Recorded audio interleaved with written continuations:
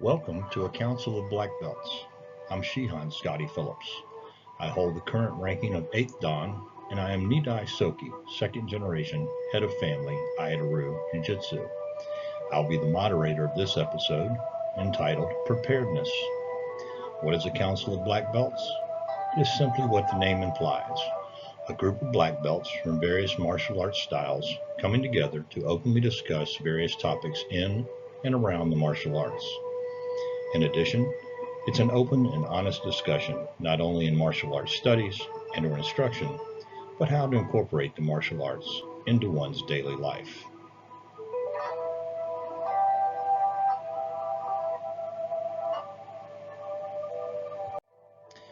Our topic of discussion today is preparedness.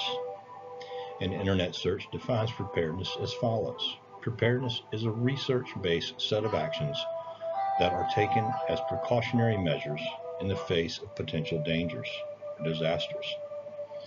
These actions can include both physical preparations and trainings for emergency action.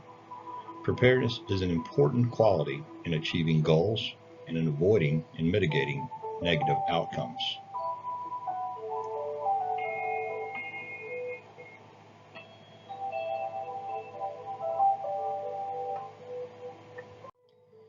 How does the Bible speak of preparedness? Examples of preparedness and instructions for preparing are found throughout scriptures. Ask yourself this question.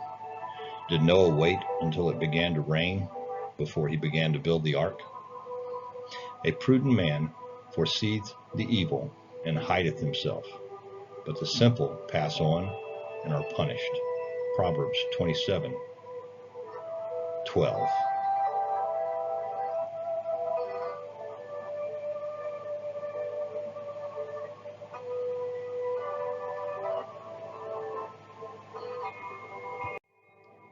The following on preparedness comes from the World Martial Arts Congress, the Guardian Manual, Lessons in Martial Arts Leadership. The character traits, the roots of martial arts. Lesson, preparedness. Definition, the state of being prepared, readiness. Possession of adequate resources. In short, the basis of readiness. In daily life, preparedness outside the training hall takes on a whole different meaning. Lord Robert Baden-Powell, founder of the International Scouting Movement, took as a motto for his movement, "Be prepared." Once when asked by a reporter what a scout was supposed to be prepared for, Baden-Powell's reply was, well, for anything. Being prepared for anything is the essence of guardian preparedness.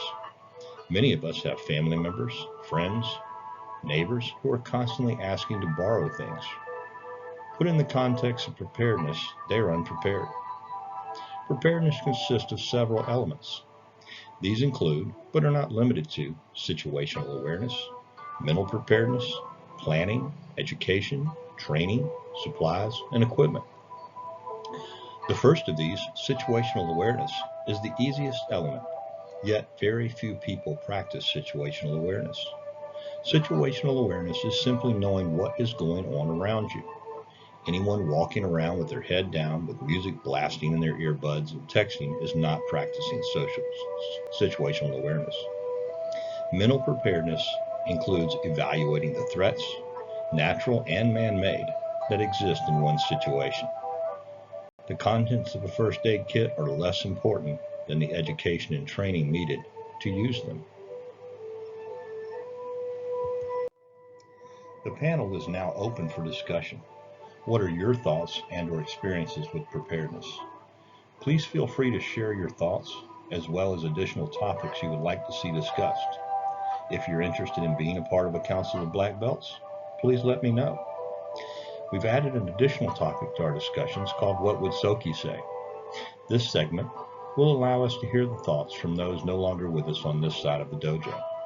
If you have a sensei who is no longer with you on this earthly journey, please share his, her thoughts on topic, and we would include such thoughts when the topic is discussed. I look forward to hearing from you. Reach out to me via email at aido1982@gmail.com. That's AIDORYU 1982@gmail.com. Now let's hear from some of the other members of the council.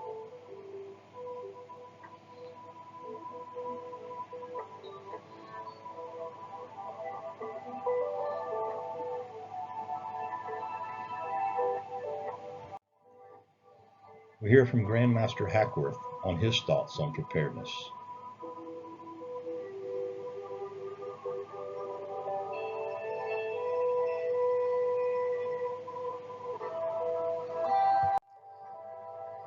Grandmaster Hackworth says, on the topic of preparedness, I have some very powerful thoughts.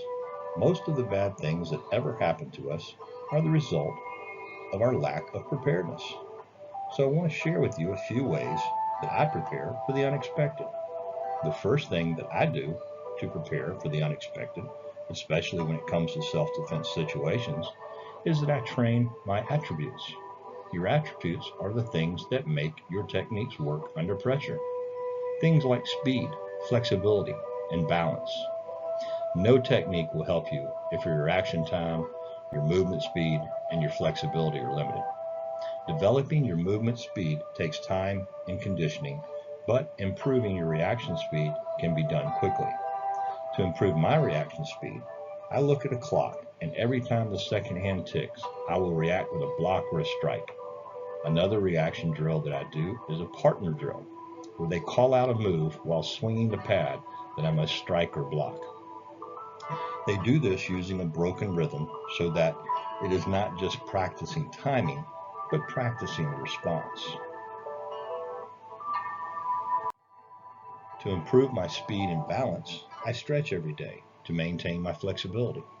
Tight muscles do not respond quickly, so it's important to maintain and improve your flexibility if necessary so that you move faster through a full range of motion. On the topic of strength training for preparedness, I think that your primary goal should be learning how to use energy to generate power. Because if you are only using strength to develop power, you'll wear out very quickly in a stressful emergency self-defense situation. I like to illustrate this by comparing our martial arts techniques to driving a nail. You don't hold the nail up straight and then set the hammerhead on top and then use both hands to hammer on the hammerhead to shove the nail through the board using strength. You swing the hammer handle, allowing the weight of the hammerhead in motion to create the power when it drives the nail on the head to drive it through the board. We do this with our techniques by using the principle of enhanced mass, where we use our body weight in motion to create the power of the strike, instead of just the extension of our arm relying on the arm to be strong enough to cause damage. Function strength can easily be improved through body weight exercises such as squats and push-ups. Using your body weight also helps you develop muscular endurance that helps you avoid fatigue. There's an old saying that fatigue makes cowards of us all. An often overlooked aspect of being prepared is how you dress. For example, be sure to wear no-slip shoes with good soles. This keeps you from sliding and slipping or falling while struggling with an attacker. Make sure that your clothing doesn't have a lot of straps or loops that can easily become handles for an attacker to hold on to while he gains an advantage by off-balancing you. A necklace with a leather cord might look cool until someone uses it to choke you. Be sure to tuck your shirt into your pants, that it cannot be easily pulled over your head to limit your visibility during attack. Make sure that your belt is a proper length and not too long so that it does not stick out from your belt loops, becoming an easy handle for others to grab and hold on to. Do not wear a hat with a chin strap. I would rather lose my hat in a strong wind than have someone grab it from behind and use it to choke me unconscious. My last tip is the easiest to do. Drink plenty of water. You will have more energy and less chance of cramping during a fight if you're properly hydrated. Thank you for your thoughts, Master Hackworth. Next, we hear from Grandmaster Fred Parks on his thoughts on preparedness.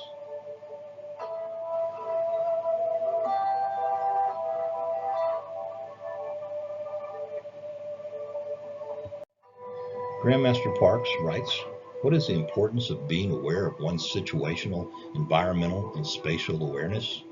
All three come into play when approaching a self-defense situation or merely going about one's daily life. When approaching a situation, one must be aware of the number of people that are present. A consideration of the activities that is being undertaken by these people should be taken into consideration. Are their activities possibly detrimental to your well-being, or are they just having fun? Another consideration is what is your need to be in the area? Could you have achieved the same end results by another means? Another consideration must be the weather conditions. What is the visibility? Are your lines of sight difficult due to rain or fog? Are you on a climate where there is cause for a limited sight of vision? Is it day with the sun shining, or is it cloudy? Is it night with the moon shining, or dark with poor lighting and only your ability to rely on ambient light to view your surroundings? Are you able to view your surroundings, terrain you are entering? Do you know the topography of you are entering? A third consideration is of spatial awareness. How close are you to surrounding buildings or trees? Has tunnel vision taken over your awareness? Are you too focused and tasked at hand? How close are the people surrounding you? What are the possible avenues to evade an attack, or simply a way to remove yourself from an uncomfortable situation? Is the distance to be traveled short or lengthy?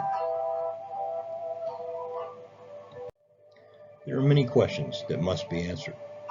How does this happen? It begins with training and being aware of the situation you are approaching. Begin training yourself to remember what people look like, the clothing they're wearing. Next, know your surrounding environment and be aware of it. Finally, do not fall into the trap of tunnel vision. Keep your eyes, ears, and mind wide open to changes in the surroundings. Use your senses to keep yourself safe. Thank you for your thoughts, Grandmaster Parks. Next, we'll hear from Dr. R.W. Stone and his thoughts on preparedness.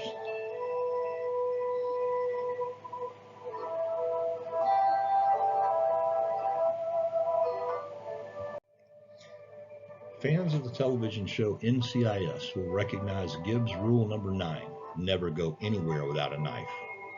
From a federal agent standpoint, it is surely a good idea, but one that works for all of us interested in self-preservation.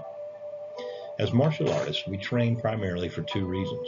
First and foremost, we want to be able to defend ourselves in case of an assault, and secondly, to be able to defend ourselves, others in need, such as family, friends, or the defenseless. As the son of an Army armaments officer, I have always believed in carrying a firearm to protect myself. But even so, I do have to admit that there are times when it's necessary to defend oneself without the benefit of a firearm. Airplanes and courthouses with scanners immediately come to mind. Of course, other martial artists may argue that they study hand-to-hand combat and feel they are sufficiently trained to face such threats. But as an over 50-year practitioner of several martial arts, I will tell you that in a life-threatening situation, regardless of how well trained you are, you will still do better with a weapon in your hand than without.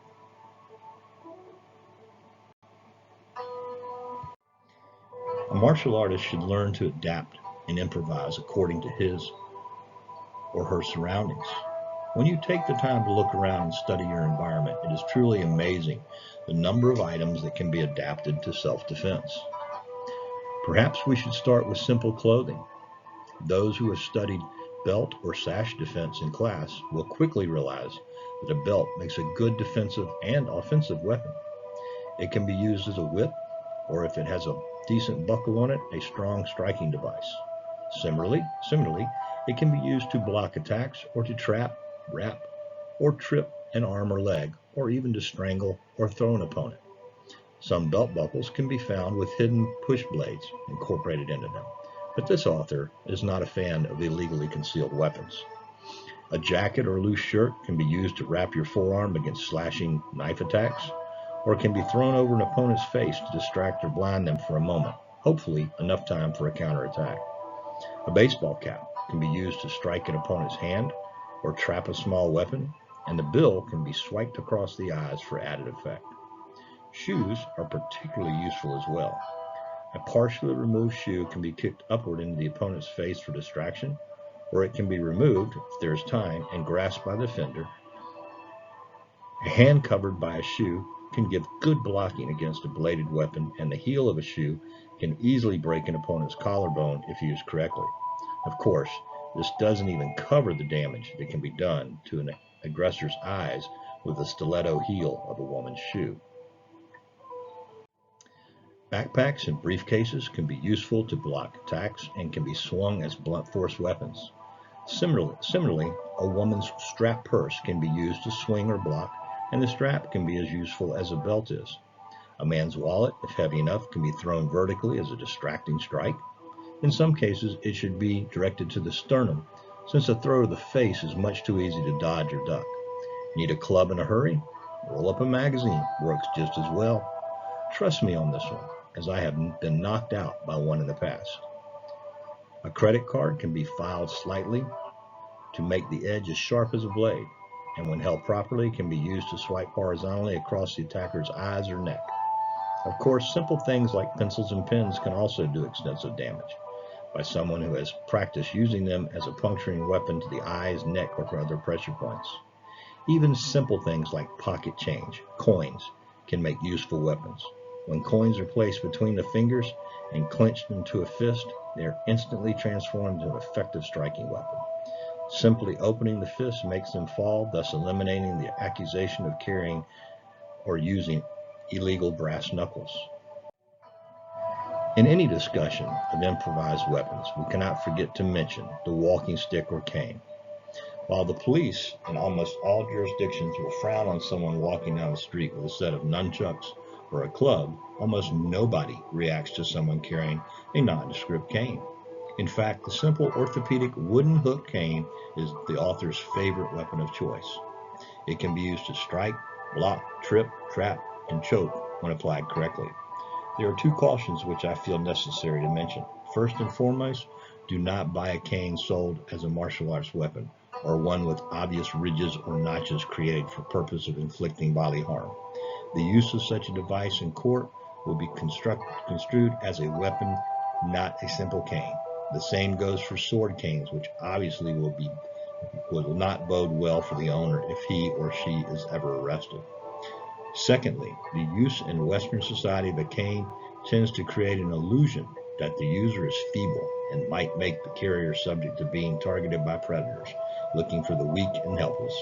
For this reason, when traveling, I prefer the knobbed-headed walking stick made from a blackthorn branch. While it might lose the benefit of the hook, for some techniques it is less attention-grabbing and almost as effective. There's a good reason why the Irish like their shillings. Don't want to carry a cane? A stout racquetball racket with a strong wrist strap makes a very effective striking and blocking weapon. If you want to see this in action, go to the movie Roxanne and watch Steve Martin in the YouTube clip. I really admire your shoes. If you want to consider the use of improvised weapons, I would first suggest not going to any place where you might need them. That said, the need arises. I would caution you to always be aware of your surroundings. A bar fight with a broken bottle might be fended off with a chair used like a lion tamer would.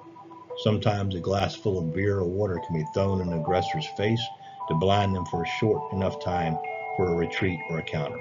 Finally, check out all exits and entrances, just in case you might need them. Remember, the best weapon you have in your arsenal is your brain and your common sense. Use them judiciously. Thank you for your thoughts, Dr. Stone. Next, we hear from Renshu Jeff Winters and his thoughts on preparedness. Preparedness leads to natural actions. Mind preparedness of the mind is constructed through methodologies by which individuals enhance their abilities through repetitious study with respect to awareness, cognitive discernment of given possibilities. Action's results are the mind-body inference leading to natural or reflex actions of the environment.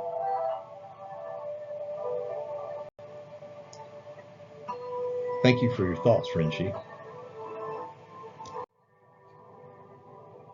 Thank you for your time. And again, if you have any additional thoughts or want to join the Council of Black Belts, please reach out to us.